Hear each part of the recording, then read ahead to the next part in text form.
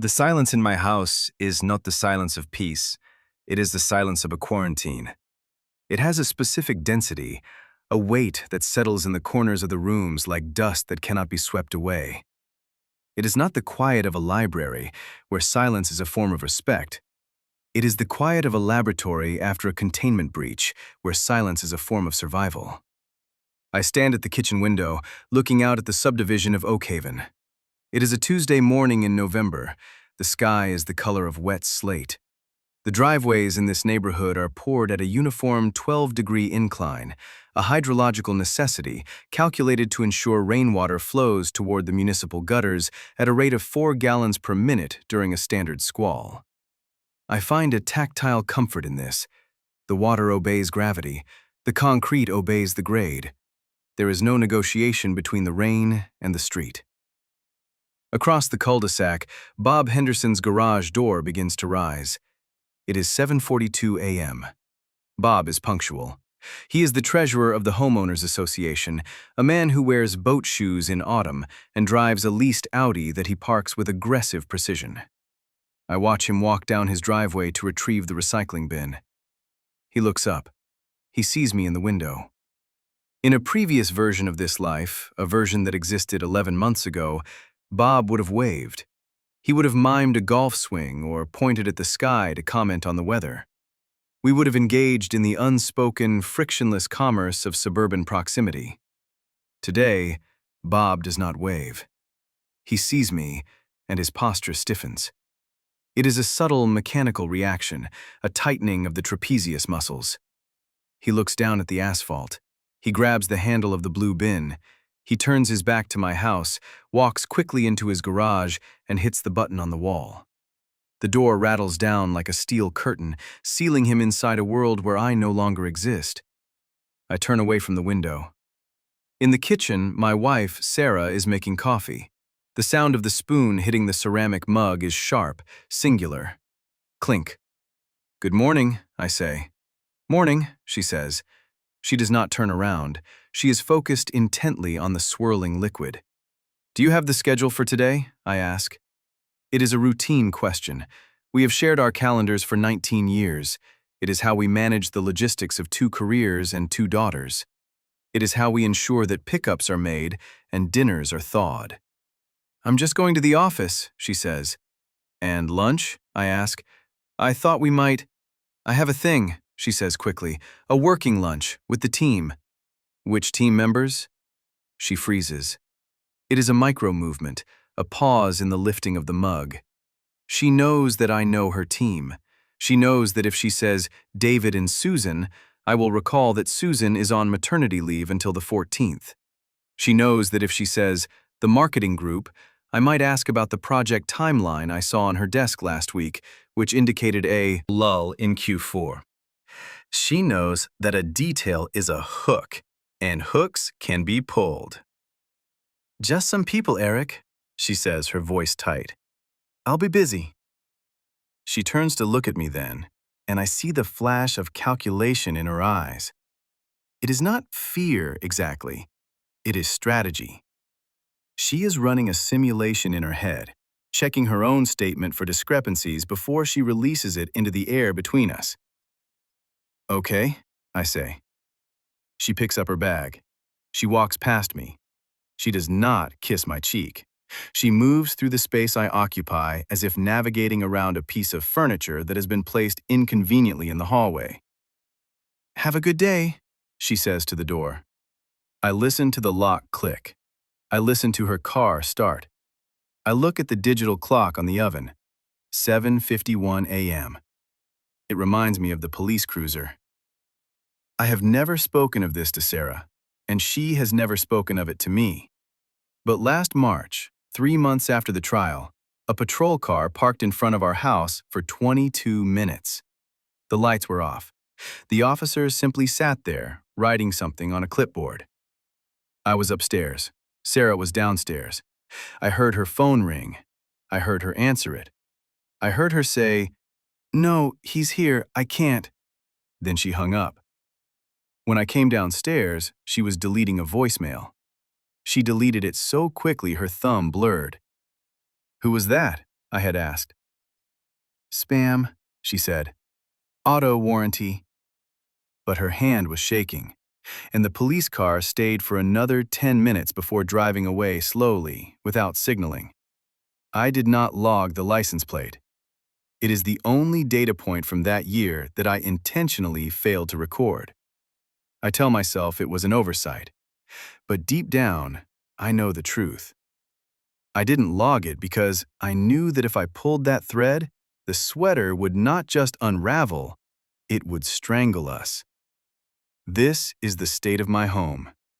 We are safe, we are solvent, we are accurate, and we are waiting for the next blow to land. To understand the collapse, you must understand the structure that preceded it. I am a forensic accountant. My profession is not to create, it is to verify. I look at column A, and I look at column B, and I determine if they equate to column C. If they do not, I find the variance. It is quiet work. It is work that requires a distinct lack of imagination. Imagination is the enemy of the audit. Imagination introduces variables that do not exist. I deal only in what is present, what is recorded, and what can be proven. This work pays for the cedar shingled roof. It pays for the membership at the Glenwood Racquet Club. It pays for the pristine, private education of my two daughters, Maya and Chloe. Before the fracture, my identity was simple. I was the man who kept things straight. In the office, I was respected. Fearful respect, perhaps, but respect nonetheless. When I walked into a boardroom, CFOs sat up straighter. They checked their spreadsheets. They knew that I did not care about their narratives, their excuses, or their strategic visions. I cared only about the math. Eric isn't mean, my managing partner David once said at a holiday party. He's just absolute. He's like gravity. You don't get mad at gravity when you drop a glass, you just clean it up. I took it as a compliment. At home, this precision was softened but present. Maya, my 16-year-old, was the chaos agent. She was loud, messy, emotional. She would tell stories about school that meandered and contradicted themselves. I would correct her timelines playfully. If you were at lunch at 12, I'd say, you couldn't have seen the fight in the gym because gym is fourth period. Ugh, Dad, she'd groan, rolling her eyes. It's the vibe. Stop auditing my life. It was a joke then. Stop auditing my life. It was a phrase we printed on a coffee mug for Father's Day. Chloe, my 11-year-old, was different. She sought the order. She would bring me her math homework, her face scrunched in concentration. Check it, Dad, she'd say. Make sure it's perfect. And I would. I would check every fraction, every decimal. When I handed it back with a check mark, she would beam. She felt safe. She knew that if it passed my desk, it was bulletproof. We were a functioning system. We had checks and balances. We had love, or at least the comfortable, affluent proximity that passes for love in Oak Haven. And then came Julian. We were close with the Millers. In the suburbs, close is a metric of proximity and frequency, not necessarily of soul-deep connection. Julian Miller was a commercial contractor, a man who occupied space with an aggressive, cheerful entitlement. He was a man of broad gestures and loud laughter, the kind of person who seemingly inhaled oxygen and exhaled charisma. He and his wife, Elena, lived 3 houses down, in the cul-de-sac's anchor property, a sprawling McMansion with a 3-car garage and a fountain in the front yard that Julian kept running even during drought restrictions. It recycles the water, Eric, he'd tell me, winking. It's practically environmental. It wasn't. The evaporation rate was significant. I knew this, but I didn't say it. Our weekends were a shared ecosystem. There was a rhythm to it, a metronome of leisure. Friday nights were casual drinks on their patio. Saturdays were for errands, followed by the inevitable pop-in, where Julian would wander up my driveway holding 2 cold beers, ready to discuss the local high school football team or the fluctuating price of lumber. I liked Julian. I liked him because he was everything I was not. He was imprecise. He was hyperbolic. He would tell a story about catching a fish, and the fish would grow 3 inches with every retelling. He would talk about a business deal, and the margins would inflate from decent to killing it, depending on how much scotch he had consumed. I did not judge these embellishments. I viewed them as social lubrication. Julian was the color. I was the line work. We functioned together. The mechanism of destruction arrived on a Thursday in October. There was no foreshadowing. The sky did not darken. It was 2:15 p.m. I was working from my home office, reviewing a forensic audit for a mid-sized logistics firm in Ohio that suspected their CFO was diverting fuel surcharges into a shell company. The doorbell rang. I do not like unplanned interruptions. I paused my timer. I bill by the quarter hour, and I am rigorous about not charging clients for the time it takes to answer the door. I walked to the foyer. Through the frosted glass, I saw a silhouette. I opened the door. A young man stood there. He looked like a college student, dressed in a windbreaker that was too large for him. He held a clipboard and a thick manila envelope. "Eric A. Vance?" he asked. "Yes." "Signature, please." He extended the clipboard. I signed. The pen was a cheap ballpoint that skipped on the paper. I noted the inefficiency. "Have a nice day," he said. He handed me the envelope. He did not smile. He turned and walked down the inclined driveway, getting into a rusted sedan parked at the curb. I closed the door.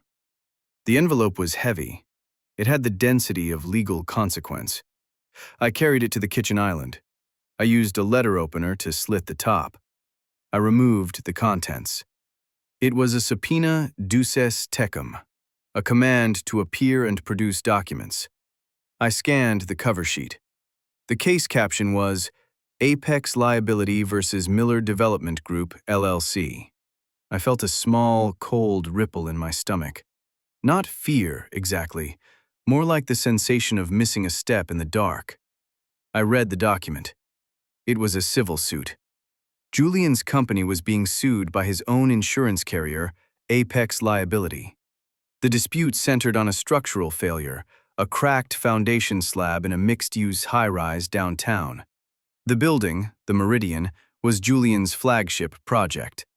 The crack had compromised the structural integrity of the parking garage, delaying the opening by 8 months and costing millions in remediation. The insurance company was denying the claim.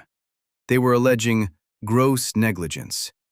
Specifically, they claimed that the foundation had been poured and cured during a critical 48-hour window where the temperature had dropped below the recommended threshold for the concrete mix used. They alleged that no site supervisor was present to authorize the necessary heating blankets. The subpoena was calling me as a witness. I read the specific paragraph 3 times. The witness, Eric A. Vance, is commanded to produce all scheduling logs, diaries, or calendars for the weekend of August 14th and 15th, 2 years prior, and to testify regarding the whereabouts of the defendant, Julian Miller, during that period. I set the paper down. August 14th and 15th, 2 years ago. I did not rely on memory. Memory is a biological function, subject to degradation, emotion, and bias. I relied on the archive. I walked back to my study. The room is lined with bookshelves, but one shelf is dedicated to the past. I keep my daybooks there. Every year I buy a black moleskin notebook. Every day I record my movements, my billable hours, my appointments, and my notes. I pulled the volume labeled 2021. I sat at my desk. I opened the book. The spine cracked slightly, a sound of dormant history being woken up. I turned the pages. January, February, the spring rains, the summer heat. I found August, Saturday, August 14th.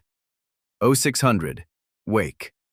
0630, run, 4.2 miles, pace 8:14. 08:11, breakfast, Maya soccer prep.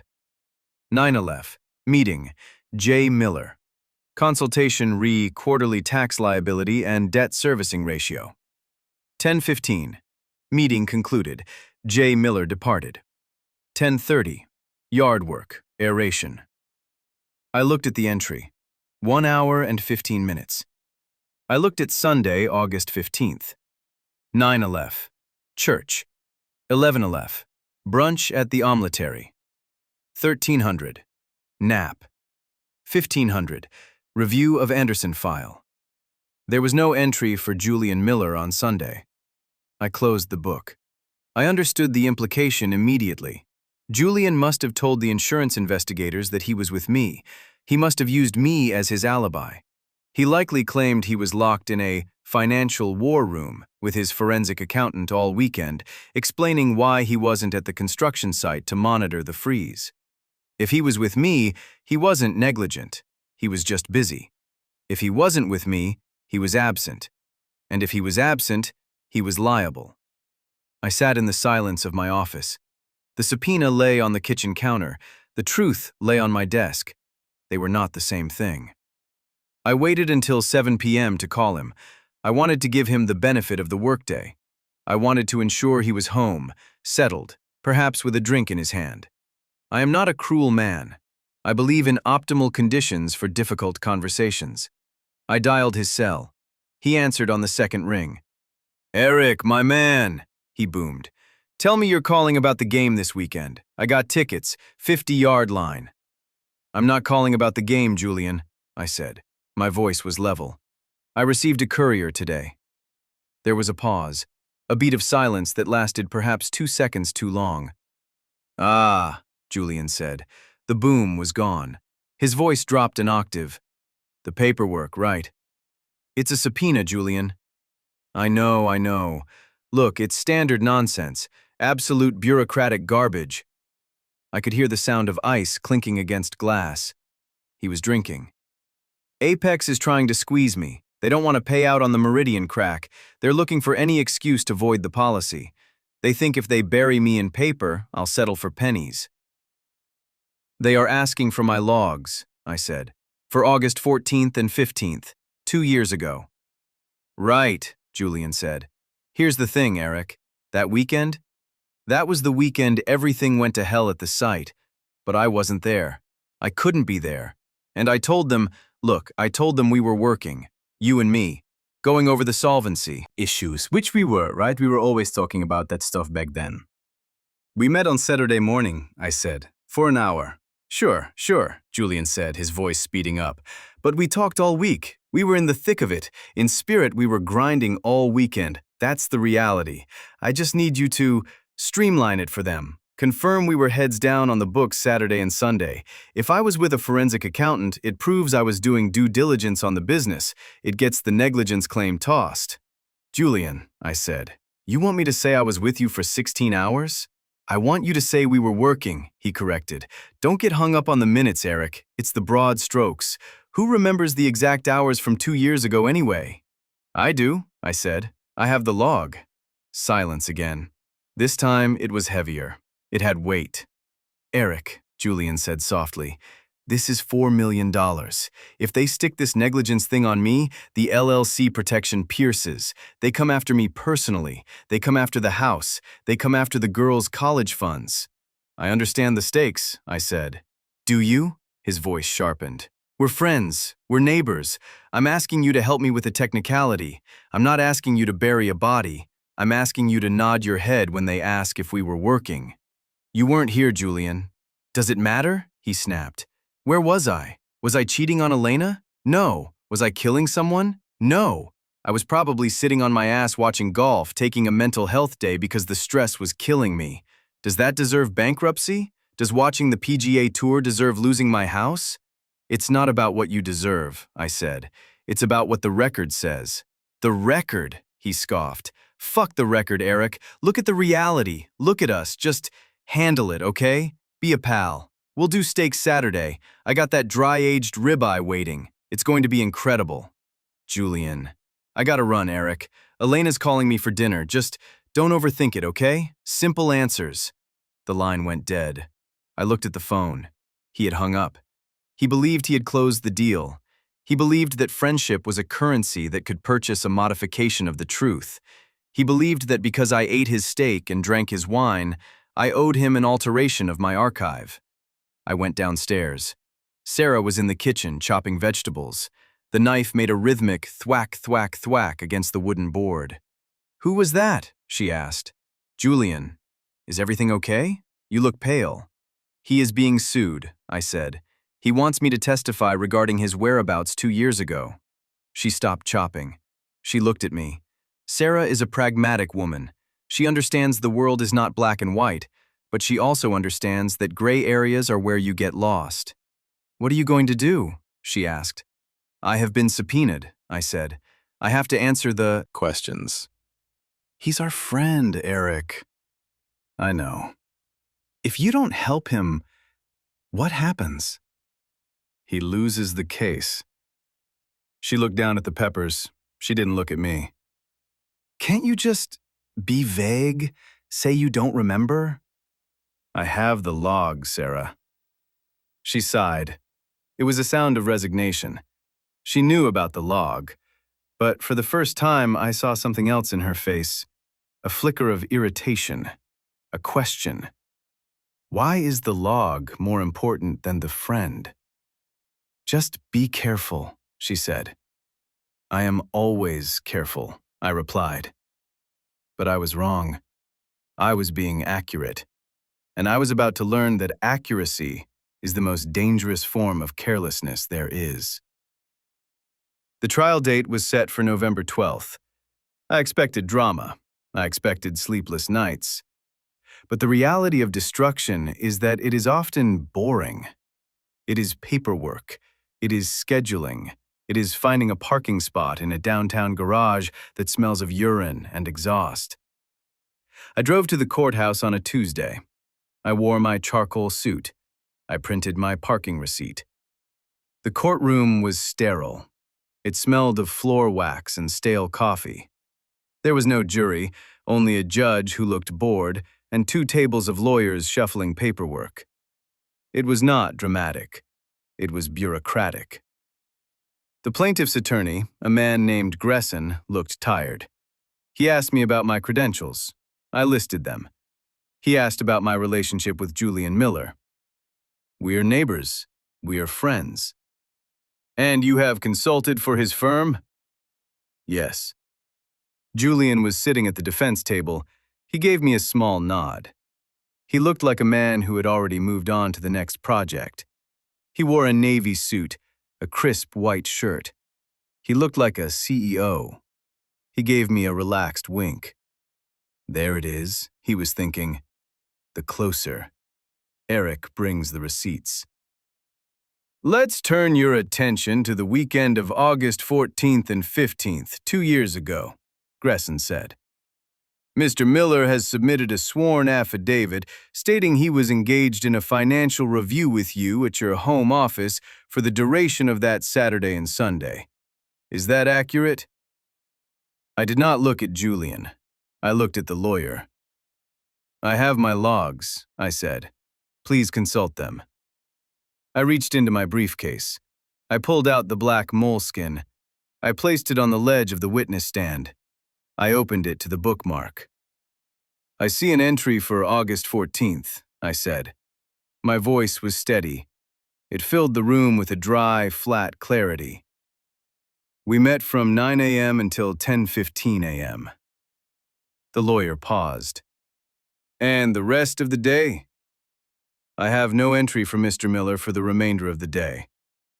"And Sunday the 15th? "I have no entry for Sunday."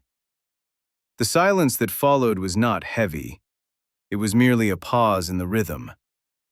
"Mr. Miller claims you worked 16 hours that weekend. Are you saying that is incorrect?" "I am saying my log shows 1 hour and 15 minutes.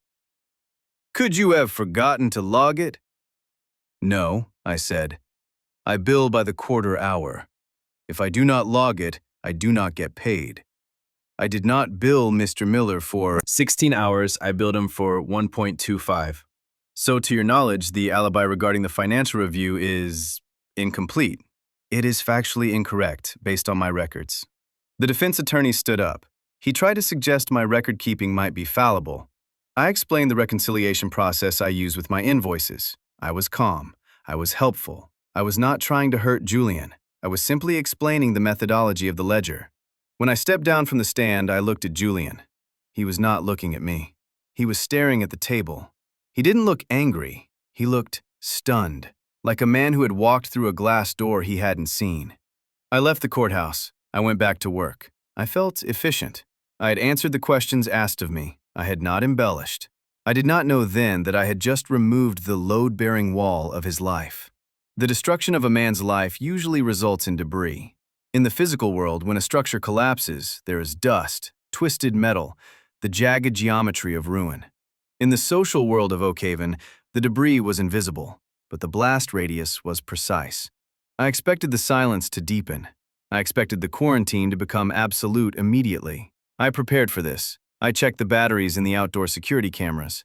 I reviewed the property line survey to ensure no retaliatory encroachments occurred. I am a man who prepares for variables. But the variable that arrived was one I had not calculated. On the Saturday morning following the verdict, 3 days after the news of Julian's $4 million liability had saturated the neighborhood groundwater, I opened my front door to retrieve the newspaper. There was a basket on the porch. It was wrapped in crinkling yellow cellophane, tied with a large, aggressive ribbon made of synthetic gold mesh. It was a fruit arrangement, cantaloupe spheres and pineapple daisies skewered on plastic sticks, arranged to resemble a bouquet of edible flowers. I stared at it. It was a grotesque object, sweating slightly in the morning chill. The condensation on the inside of the plastic gave the fruit a blurred, preserved quality, like specimens in a jar. I knelt to inspect the card tucked into the folds of the plastic. The handwriting was looped and decorative, written in blue felt-tip pen. Thanks for keeping it real. Integrity matters more than popularity. The Hendersons. I read the card twice. Bob and Linda Henderson lived across the street. Bob was the HOA treasurer. He was a man who mowed his lawn in diagonal stripes and policed the placement of trash bins with a surveyor's eye. He and Julian had a long-standing, low-voltage friction involving the placement of Julian's boat trailer. I picked up the basket. It was heavy, dense with sugar and hydration. I brought it inside. Sarah was in the kitchen, staring at her tablet. She looked up, her eyes scanning the object in my hands. Her posture was defensive. She was expecting a threat, a dead animal, a brick, a subpoena. "Who sent that?" she asked. "The Hendersons." "Why?" "The card says, 'Thanks for keeping it real.'" Sarah stood up. She walked over and took the card from my hand. She read it. A strange expression crossed her face, a mixture of confusion and a sudden, sharp relief. It was the look of a drowning person who finds a piece of driftwood. They aren't angry?" she asked. "They appear to be grateful," I said. "They think you did the right thing," she said, her voice gaining strength. She looked at me, searching for confirmation. "They think you stood up to him. Because he was arrogant, Eric. Everyone thought so." "I didn't stand up to him," I corrected. "I answered a subpoena regarding a timeline." "It doesn't matter," she said, cutting me off. She took the basket from me. She placed it on the center of the kitchen island, tearing open the cellophane. The smell of oversweet fruit filled the room. "If they think you're a hero, let them. We need this. We need to live here." She picked up a grape skewer. She bit into it. "Just take the win, Eric," she said. I looked at the fruit. I did not want a piece of melon. I wanted to understand the data. I had destroyed a neighbor. I had effectively evicted a member of the tribe. By the laws of social cohesion, I should have been a pariah. Instead, I was being fed. Later that afternoon, I drove to the hardware store to buy salt pellets for the water softener. The softener requires 40 pounds of sodium chloride every month to prevent mineral buildup in the pipes. It is a necessary maintenance cycle. I was in the plumbing aisle, lifting a bag, when I felt a hand on my shoulder. I turned. It was Bob Henderson. He was wearing a fleece vest with the logo of an investment firm embroidered on the chest. He was smiling. It was not the polite, distant smile of a neighbor passing on the street. It was the warm, conspiratorial smile of an accomplice. "Eric," he said. His voice was hushed. "Good to see you, man." "Hello, Bob."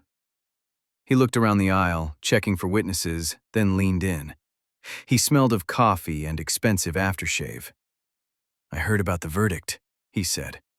"Brutal. Absolutely brutal." "It was the ruling," I said. "Yeah, well," Bob winked. "Julian had it coming, didn't he? I mean, between you and me, the guy was a lot. The way he added that sunroom without a permit, the way he parked that monstrosity of a boat in the driveway for 3 days when the bylaws clearly say 24 hours, he thought the rules were for other people." I stood there, holding the 40-pound bag of salt. The plastic handle dug into my palm. "I just wanted to say," Bob continued, "it took guts. Standing up to him like that in court. Most guys, and I include myself here, Eric, I'm not proud of it, most guys would have just covered for him. Gone along to get along. But you didn't let him bully you. That's integrity." He clapped my shoulder again. It was a firm, masculine strike of validation. "You're a straight shooter," Bob said. "We need more of that around here. Someone who keeps the lines clean. We need guys who watch the store." I drove home slowly. The logic clicked into place. They did not understand what I had done. They viewed my testimony through the lens of their own petty resentments. They didn't like Julian. They found him arrogant. They found his ostentatious wealth annoying. They found his violation of the boat trailer bylaws personally offensive. They saw my testimony not as an act of neutral precision, but as a moral strike. They thought I was a whistleblower. They thought I was a guardian of the rules. For 2 weeks, I lived in this strange, inverted reality. I was popular. At the grocery store, a woman I barely knew nodded at me with grim approval near the dairy case. At the mailbox, a neighbor stopped his car to wave. "Keep fighting the good fight, Eric," he yelled through the open window. I tried to correct them. "It wasn't a fight," I told the man. "It was just a logbook entry." "Exactly," the man said, nodding sagely. "The truth is the truth." He didn't hear me. He heard the narrative he wanted. He wanted to believe that Oak Haven was a place where justice was served, where the arrogant were humbled by the righteous. He cast me in the role of the righteous. Sarah blossomed during this period. The color returned to her cheeks. She was invited to a coffee morning at Linda Henderson's house. She came back glowing. "They respect you, Eric," she told me that night as we got ready for bed. "They think you're principled. Linda said it makes her feel safer knowing someone like you is watching out for the neighborhood." "I am not watching out for the neighborhood," I said. "I am watching the data." "Just let it be," she said, pulling the duvet up. She turned off the lamp. "Please, for us, just be the good guy." I lay in the dark. I looked at the ceiling fans spinning above me. I was not the good guy. I was a calibration tool. A tool does not choose what it fixes, it simply measures the deviation. If you praise a thermometer for finding a fever, you have misunderstood the function of the glass. But I stayed silent.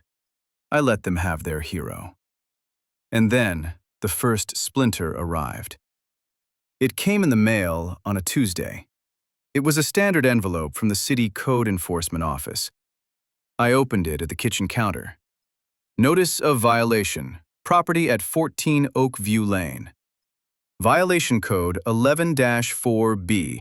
Improper refuse container storage. Description: trash receptacles visible from street on non-collection days." I stared at the paper. My trash receptacles are stored in the garage. They are placed at the curb on Tuesday mornings at 7 a.m. They are retrieved by 6 p.m. I have never left them out overnight. Attached to the notice was a grainy black and white photo. It showed my blue recycling bins sitting at the end of my driveway. The timestamp on the photo was Thursday, November 16, 1412. I looked at my logbook for that date. Thursday, November 16, 1400. Conference call with Detroit office, 1500. Review of Miller appeal documents. I had been home. I had not put the bin out. I looked closer at the photo. The angle was low. It was taken from a car window. And the bin was empty. The lid was open. Someone had walked up my driveway. Someone had dragged my bin to the curb. Someone had taken a picture of it. Someone had filed a report. It was a setup. It was petty. It was bureaucratic. And it was precise. It was the first indication that while the neighborhood celebrated me, someone, one person, perhaps a friend of Julian's, perhaps someone who simply disliked the cut of my jib, was watching me. They were using the rules against the rule keeper. I felt a prickle of heat on the back of my neck. I did not tell Sarah. I paid the $50 fine. To contest it would require a hearing, and a hearing would require admitting that I had enemies. And right now, officially, I had no enemies. I was a hero. But I checked the security cameras. The footage from that Thursday afternoon was missing. The file was corrupted. I am meticulous about my backups. A corrupted file is a statistical anomaly. I reset the system. I changed the passwords. I realized then that the quarantine had not ended. It had simply changed shape. It was no longer a wall. It was a mirror. The turn happened on a Tuesday in late November. It was the quarterly meeting of the Homeowners Association. These meetings were usually sparsely attended, mostly the board members and a few retirees with nothing else to do. They were held in the community center, a sterile building that smelled of damp carpet and floor wax. Tonight, the room was full. There was a buzzing energy in the air. The Julian incident had electrified the neighborhood. They felt cleansed. They felt that order had been restored, and they wanted to bask in it. They wanted to see the man who had restored it. I sat in the third row. Sarah sat next to me. She wore a new scarf. She held my hand. Her grip was tight, possessive. She was proud. She was sitting next to the man of the hour. Bob Henderson stood at the podium. He adjusted the microphone. He looked confident. He was the treasurer, the keeper of the coin. He was wearing a blazer over his fleece vest. "All right, everyone," Bob said, smiling. "Thanks for coming out. Great turnout, really great." He scanned the room. His eyes landed on me. He gave me a distinct, acknowledging nod. "See," the nod said, "we are the responsible ones. We are the adults in the room." "Let's get through the boring stuff so we can get to the cider and donuts," Bob said. "Let's talk about the snow removal budget for the upcoming winter." He clicked a remote. A PowerPoint slide appeared on the screen behind him. It was a simple spreadsheet showing projected costs. "As you know," Bob said, adopting a serious fiscal tone, "fuel prices have been volatile. We want to make sure our plowing vendor, Tri-State Services, doesn't hit us with surcharges we can't pay. We don't want to be snowed in because we were cheap in November." He clicked to the next slide. "So I'm proposing a 15% increase in the special assessment for snow removal. That comes out to about $40 per household. It gives us a safety buffer. If diesel spikes, we're covered." He looked around the room. Heads nodded. $40 was a negligible amount for peace of mind. It was the price of a bottle of wine. It was a rounding error. "The numbers are all there," Bob said, gesturing to the screen. "Fuel costs are up, labor is up. It's just prudent fiscal management." He looked at me again. He smiled. It was a warm, welcoming smile. He was looking for validation from the hero. He was looking for the forensic accountant to nod and bless his numbers. I looked at the slide. I looked at the numbers in column B, projected fuel index, and column D, vendor contract cap. The geometry was wrong. I felt that familiar itch. It is not a desire to be difficult. It is not a desire to shame. It is a physical discomfort, like a stone in a shoe.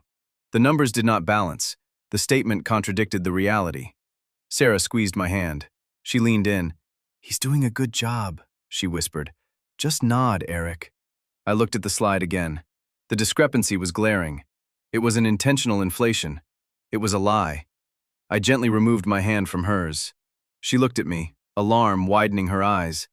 "Eric," she whispered, "don't." I raised my hand. Bob's smile widened. "Yes, Eric, our resident expert. You agree this looks sound?" I stood up.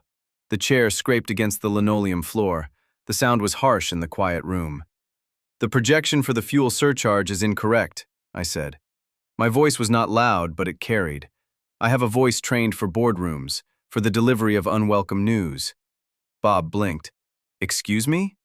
"You have listed a 15% variable based on the spot price of diesel," I said. "But our contract with Tri-State Services, which is available on the community portal, caps the fuel surcharge at 3% annually. Regardless of the spot price, they cannot charge us more than 3%. Bob's smile faltered.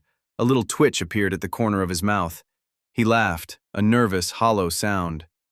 "Well, sure, Eric," he said. "You've done your homework, but we're just building a buffer, you know? Better safe than sorry.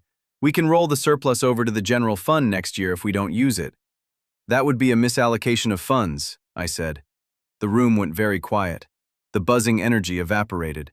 "The snow removal assessment is legally restricted to snow removal costs," I continued. "If you overcollect by 12% intentionally, you are creating a slush fund. That is a violation of the HOA bylaws, Section 4, Paragraph C." Bob's face flushed. The red crept up from his neck to his cheeks. "And," I added, looking at the spreadsheet again, "the spot price of diesel has actually trended down 4% in the last quarter, not up. So the premise of the increase is factually baseless." Bob stepped back from the podium. He looked at the audience. He looked for support. He looked for the team. "Now wait a minute," Bob said, his voice tightening. "That's a heavy implication, Eric. We're just trying to keep the roads clear. We're neighbors. We're all on the same side here." "I am not on a side," I said.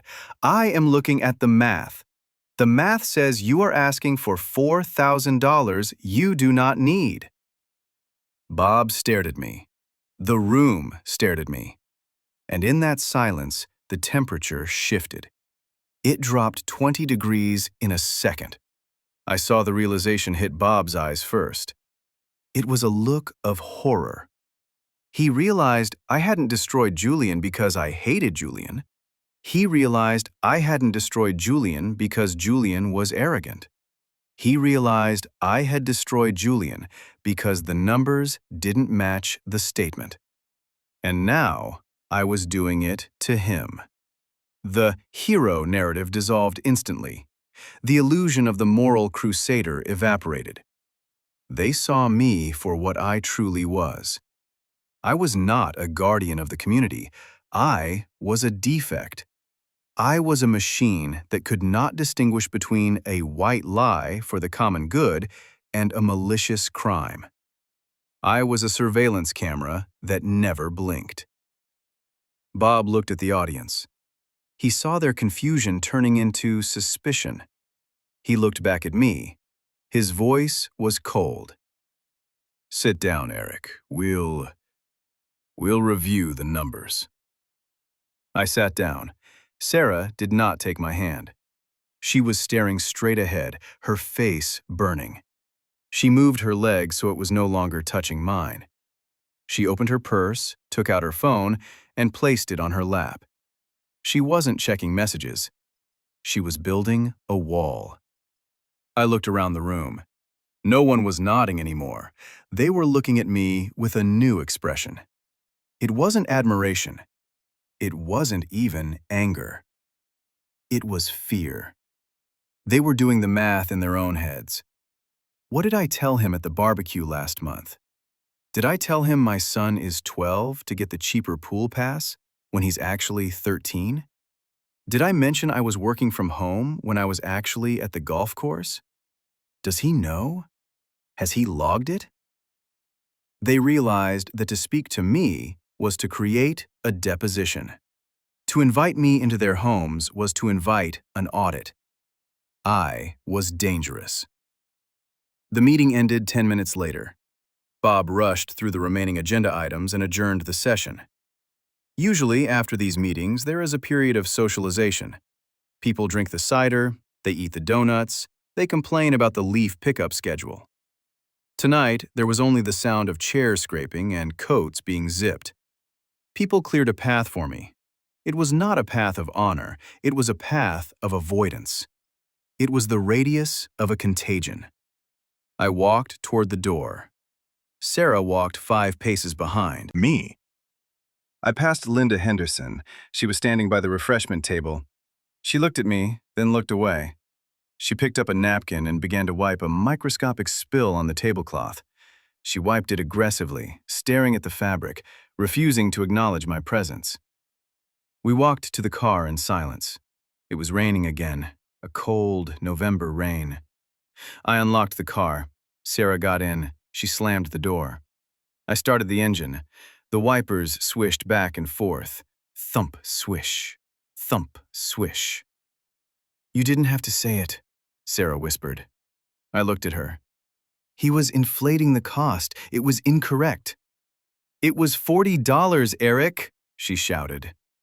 It was a shocking sound in the small cabin of the car. Sarah never shouted. "It was $40 so Bob didn't have to do paperwork later. Who cares? Why do you have to be so precise?" "Because if the baseline is wrong, the structure fails," I said. "If we allow small errors, we lose the ability to identify large ones." "The structure is already failing," she cried.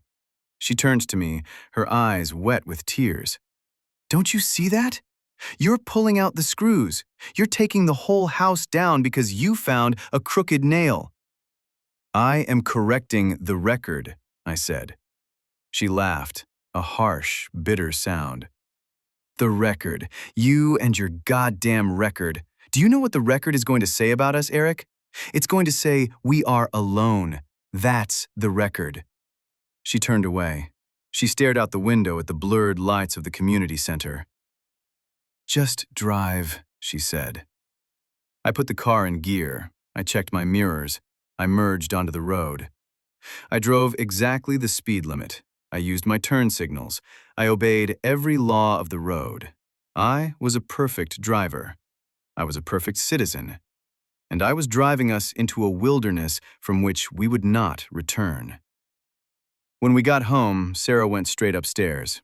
I stayed in the kitchen. I saw the fruit basket from the Hendersons on the counter. The pineapple daisies were beginning to brown at the edges.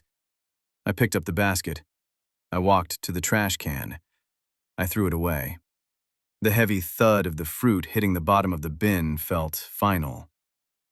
I went to my study. I opened my email. I saw a notification from the neighborhood listserv. "You have been removed from the group, Oak Haven Social." There was no explanation, just a digital excision. Then I saw another email. It was from my work account.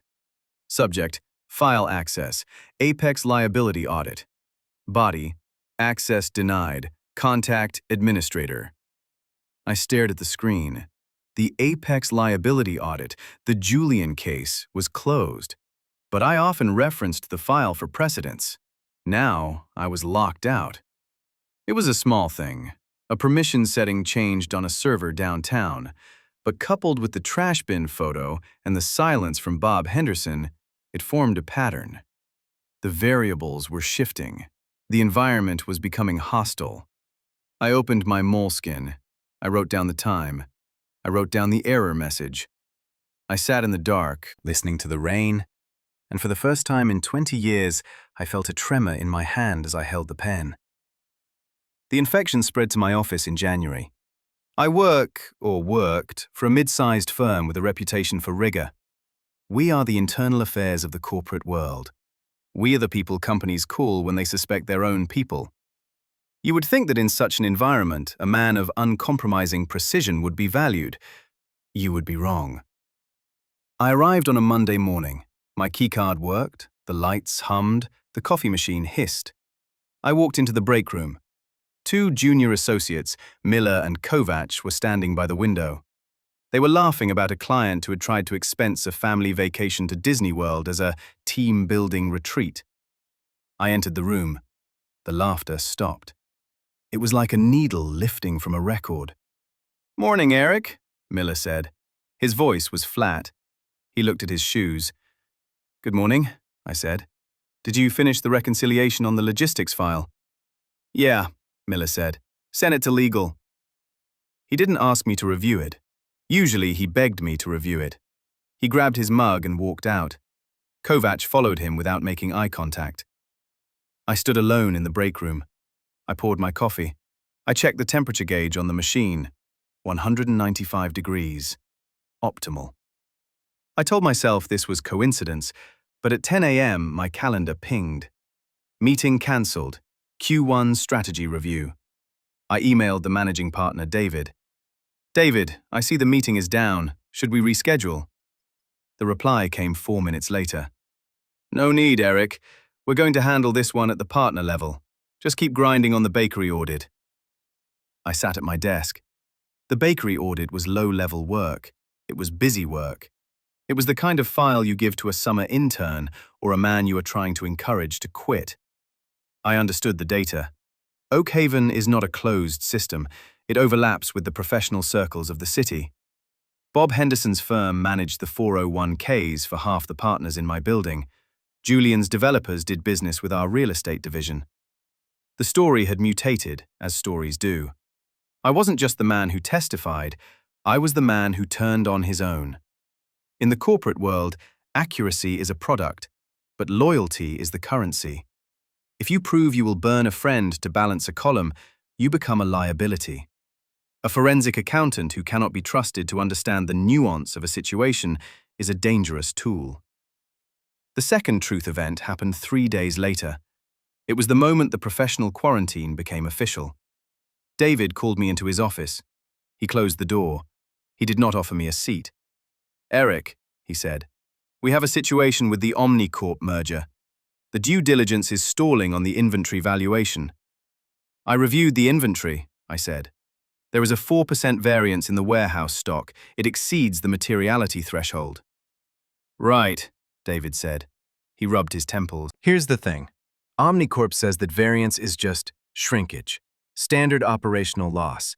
They want us to sign off on the valuation as substantially accurate so the merger can close on Friday. If we flag the variance, the deal delays. If the deal delays, the stock price tanks." He looked at me.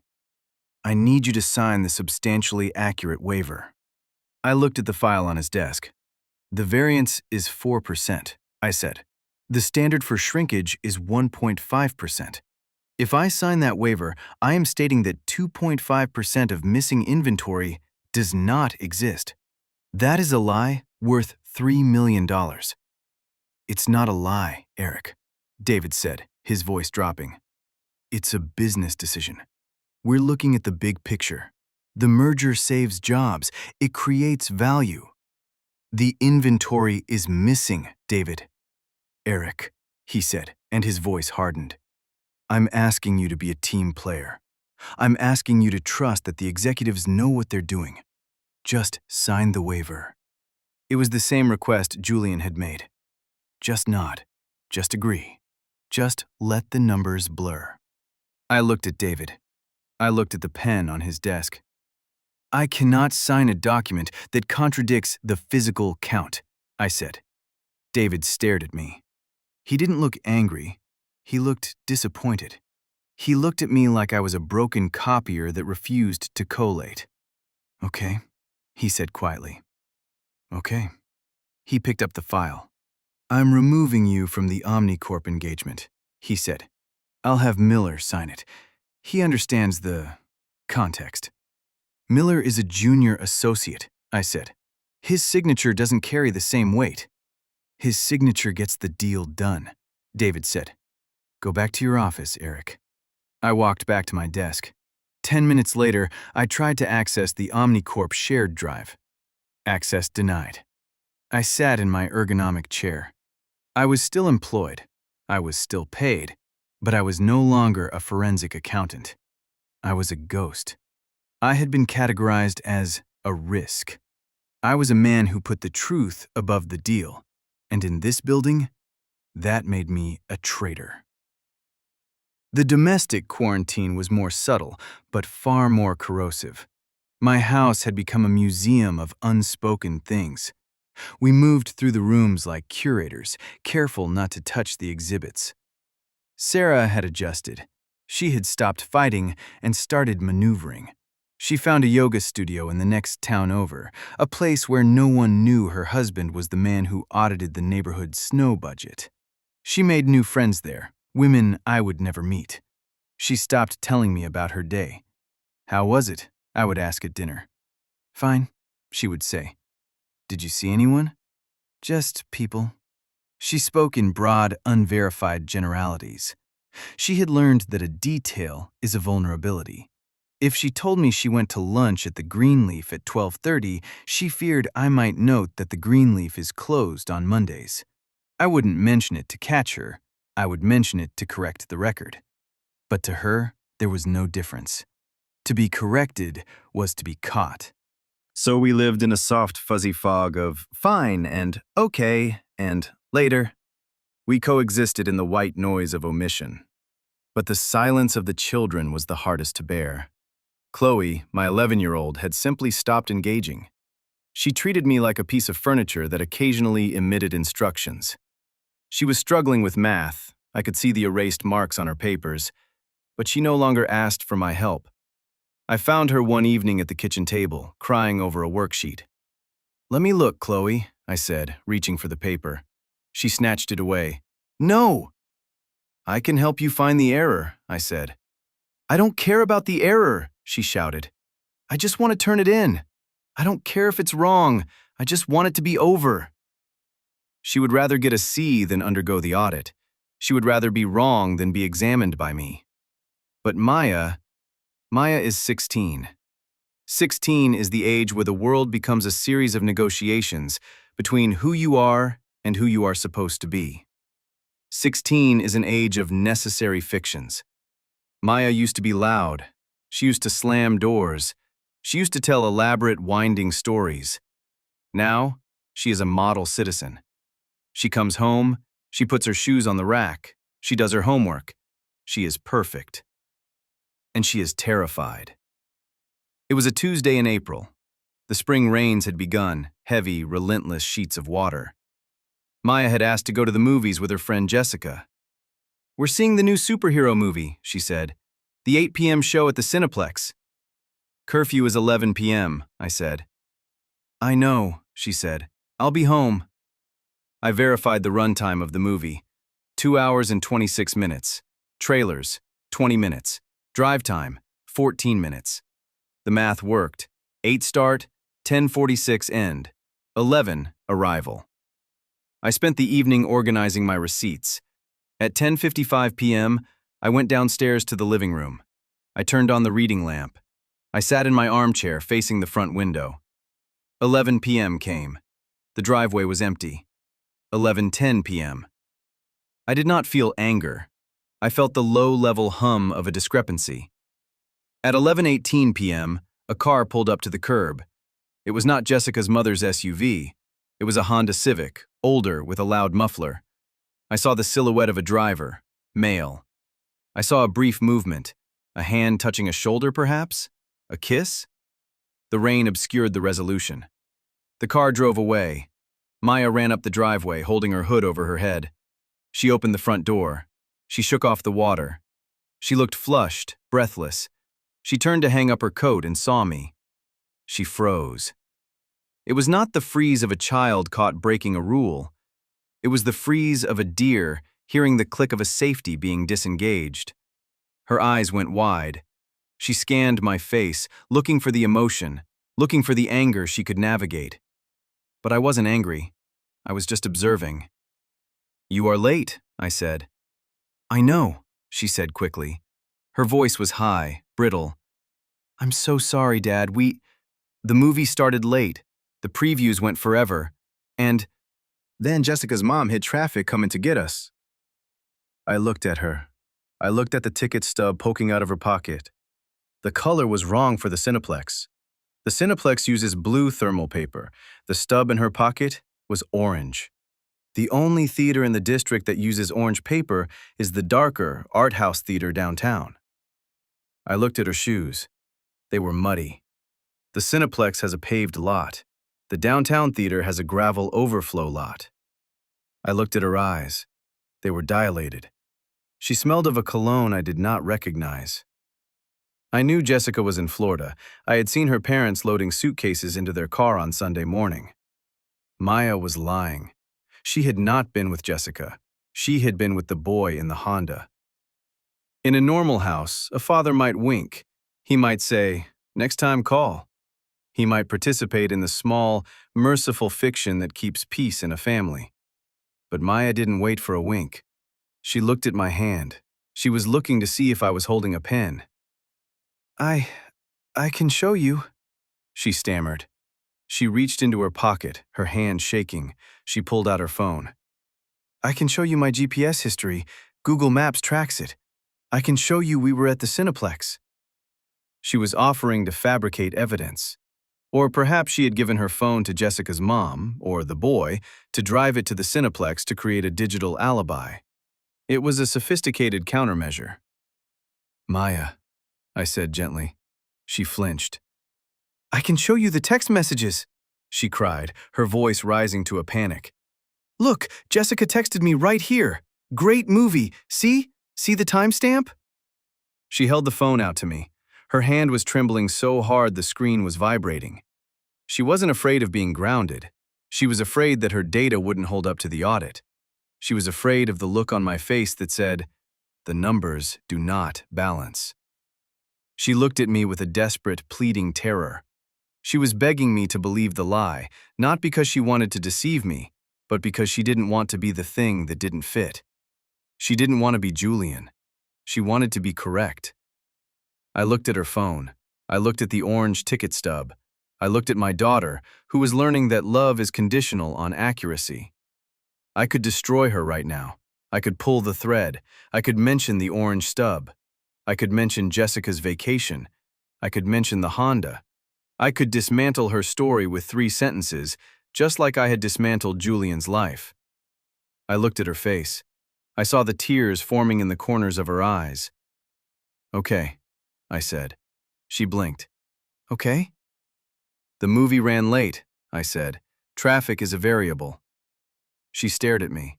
She didn't look relieved. She looked confused. She looked at me like I was a trap that hadn't sprung. She waited for the "gotcha." "Go to bed, Maya," I said. "It is a school night." "Okay," she whispered. "Good night, Dad." She turned and ran up the stairs. She didn't walk, she ran. She wanted to be away from the scrutiny. I listened to her door close. I heard the lock click. I went to my study. I opened the black moleskin. I picked up my pen. I looked at the blank lines. I wrote, 23:18. Maya returned home. Stated location, Cineplex. Stated companion, Jessica. Observation. Orange ticket stub, downtown theater. Mud on shoes, gravel lot. Jessica verified, out of town, Florida. Conclusion.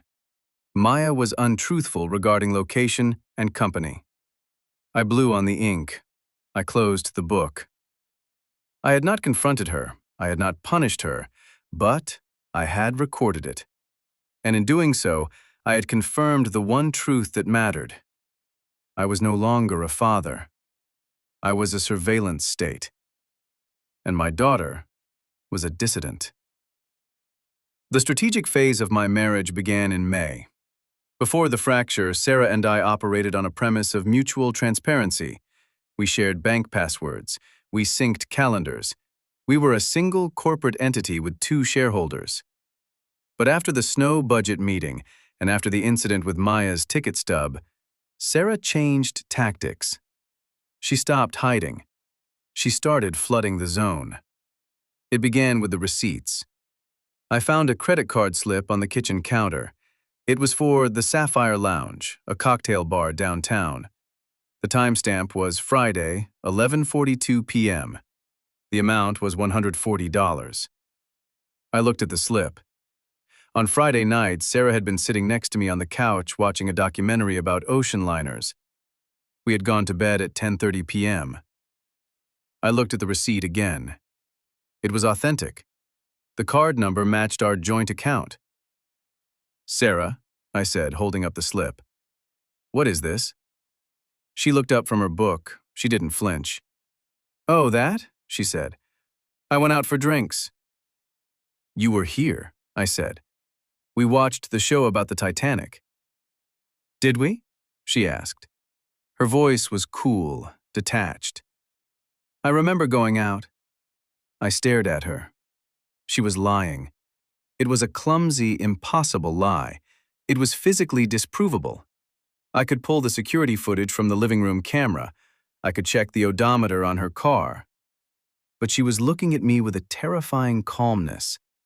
She was waiting. She was daring me to verify it. If I pulled the footage, I would prove she was lying.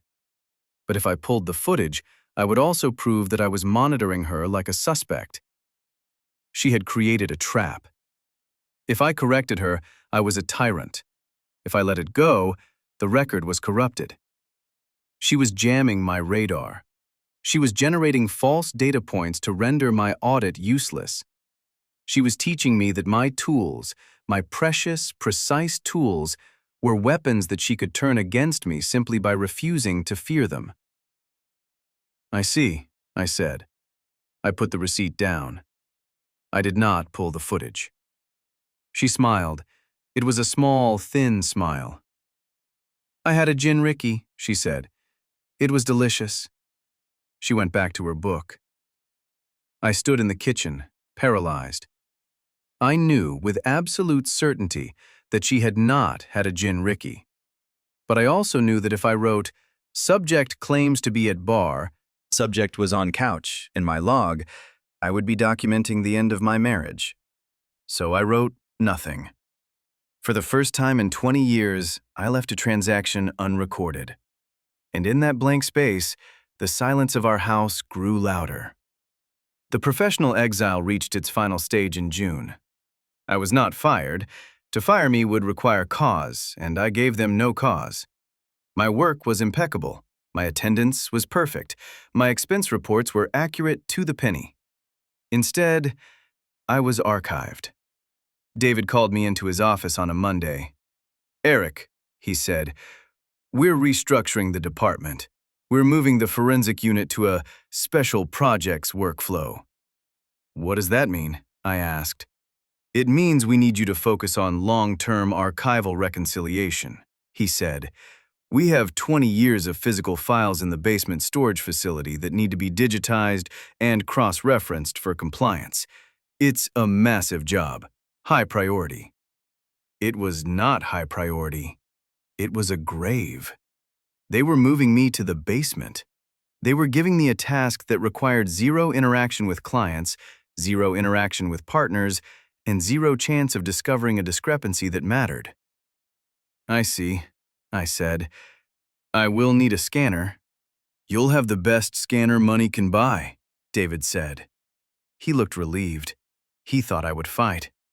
He didn't understand that I find comfort in archives. Archives do not lie. Archives do not try to expense family vacations. I moved my office the next day. My new space was in sub-level B. It had no windows. The air was cool and smelled of dry paper and dust. The only sound was the hum of the HVAC system. I sat at my new desk. I looked at the wall of boxes.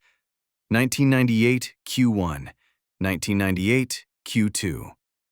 I was the king of the basement. I was the keeper of the dead numbers. At lunch, I went upstairs to the cafeteria. I walked to the sandwich station. Miller and Kovacs were there. They saw me coming. They didn't stop talking this time. They didn't lower their voices. They simply turned their backs. They formed a physical wall of suit jackets. I stood behind them. I could smell Kovacs's cologne. I waited for them to move. They didn't. They pretended I wasn't there. I realized then that I wasn't just exiled, I was invisible. I had become a ghost in my own life. I bought a bottle of water. I went back to the basement. I scanned files for 8 hours. Receipt verified, invoice matched, ledger balanced. It was peaceful. It was terrible. The notebook failed on a Sunday in July. It was the height of summer. Oak Haven was lush, green, and vibrant. Lawns were manicured. Sprinklers hissed. The air smelled of charcoal grills and chlorine. We were not invited to any barbecues. We were not invited to any pool parties. We sat in our air-conditioned living room. The silence was absolute. I was reading a trade journal. Sarah was scrolling on her phone. Maya came downstairs. She was wearing a swimsuit and a cover-up. She had a beach towel over her shoulder. "I'm going to the pool," she said. "The community pool?" I asked. "Yeah," she said, "with friends." She hesitated on the word friends. She looked at me, waiting for the audit, waiting for me to ask which friends, to verify their membership status, to check the guest policy. "Have fun," I said. She looked surprised. She lingered for a second, then turned and left. I watched her walk down the driveway. I saw her turn left toward the community center. 2 hours later, I heard a siren. It was close. Then another. Then the heavy, rhythmic thrum of a helicopter. I stood up. Sarah stood up. "What is that?" she asked. We went to the window. We saw a police cruiser speed past our house, lights flashing, then an ambulance. They were heading toward the community pool. My heart stopped. It didn't stutter, it stopped. The geometry of the chest cavity compressed. "Maya," I said. I ran out the door. I didn't check for my keys. I didn't lock the house. I ran down the driveway, my shoes slapping against the asphalt. I ran toward the pool. The gate was open. There were people everywhere. Mothers clutching children, lifeguards blowing whistles, a chaotic, screaming mass of humanity. I pushed through the crowd. "Maya!" I shouted. "Maya!" I saw a stretcher. I saw paramedics working. I saw a girl in a blue swimsuit. It wasn't Maya. It was a neighbor's child, a diving accident, a slip on the wet concrete. Blood, but she was moving. She was crying. She was alive. I let out a breath that felt like it tore my throat. Then I saw Maya. She was standing by the fence. She was shaking. She was wrapped in her towel, looking at the ambulance. I walked over to her. I grabbed her shoulders. "Maya," I said, "are you hurt? Did you see it?" She looked at me. Her eyes were wide, vacant, shock. She started. Then she looked past me. I turned. A boy was standing there. The boy from the Honda Civic. The boy with the loud muffler. He was holding her hand. He was gripping it tight, his knuckles white. "Is she okay, sir?" the boy asked me. His voice was shaking. I looked at their hands. I realized, in a flash of data processing, that they hadn't been at the pool. Her towel was dry. Her hair was dry. The boy's shoes were dusty, covered in red clay, the kind of clay found at the quarry 3 miles away, a place where teenagers go to hide. They hadn't been swimming. They had been at the quarry. They had only come to the pool when they heard the sirens, to create an alibi, to merge with the crowd. I looked at Maya. She saw me looking at her dry hair. She saw me looking at the boy's shoes. She knew that I knew. She pulled her hand away from the boy. She stepped back. "Dad," she whispered. I was just..." She was waiting for the correction. She was waiting for me to say, "You were not at the pool. Your location data is invalid. You are lying." She was waiting for the forensic accountant to dismantle her safety. I looked at my daughter. She was alive.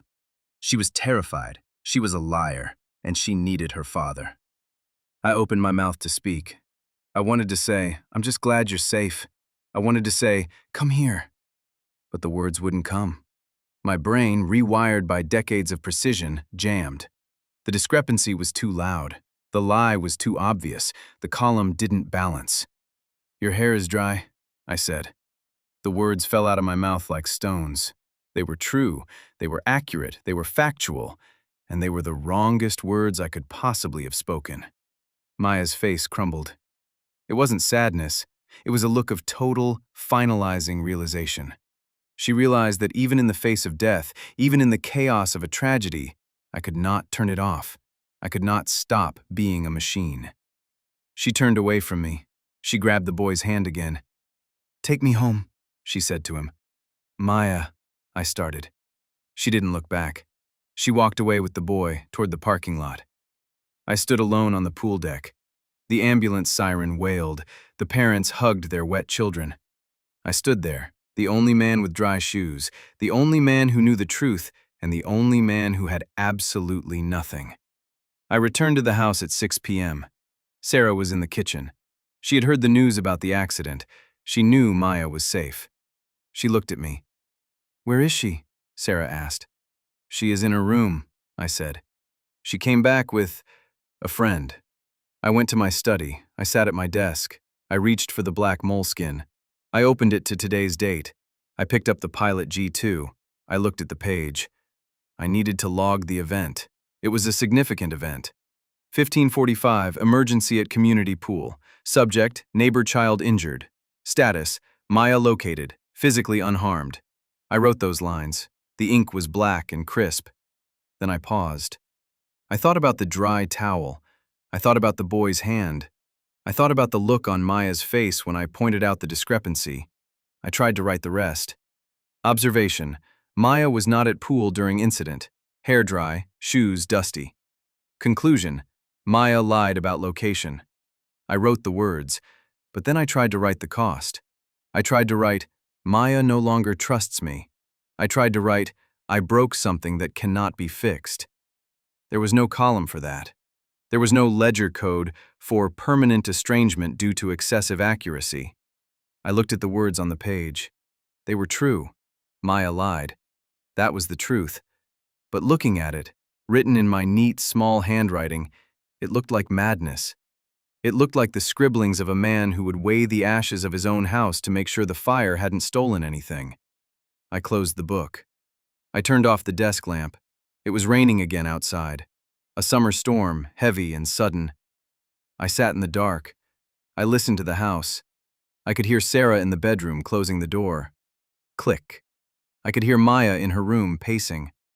I was the center of the wheel. I was the hub.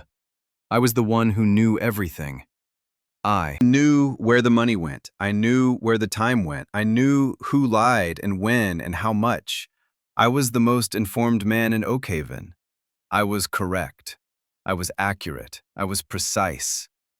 And I was sitting in a room that no one would ever enter again. I looked out the window at the street. The rain hit the driveway. It flowed down the 12-degree incline, rushing toward the gutter, obeying the laws of gravity without hesitation, without mercy, without regret. I watched the water go. I sat in the silence. And I waited for the next day to be exactly the same.